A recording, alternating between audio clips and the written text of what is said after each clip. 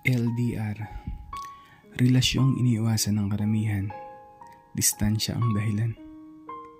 Ito'y para sa mga matatag lang.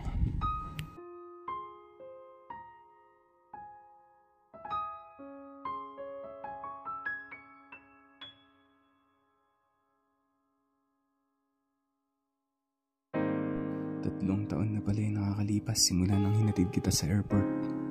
Bit-bit mo yung mga pangako na hindi tayo maghiwalay kahit anong mangyari. At dala-dala ko naman yung kalungkutan at yung mga pangarap natin na binuo na magkasama.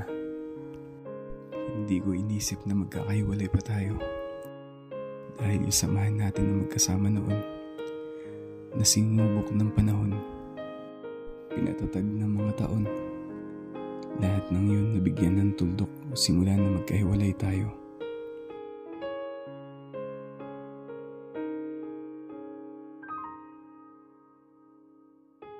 Sana masaya ka na ngayon dahil yung iniintay kong pangarap na dapat nating buuin, alam kong hindi na matutupad.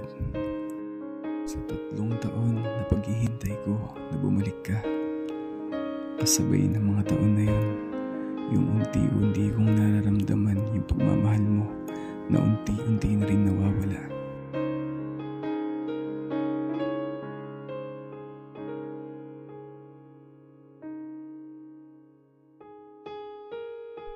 Hanggang pagising ko isang araw, ibang-iba ka na. Lahat ng mga pangako na binitawan mo nung una, bigla na lang naglaho na parang bula. Lahat ng pagsasama natin, nakala natin nung una hindi na tayo maghiwalay pa. Sa isang iglap, nasira at gumuho ang lahat. Dahil pagbalik mo, meron ka ng iba.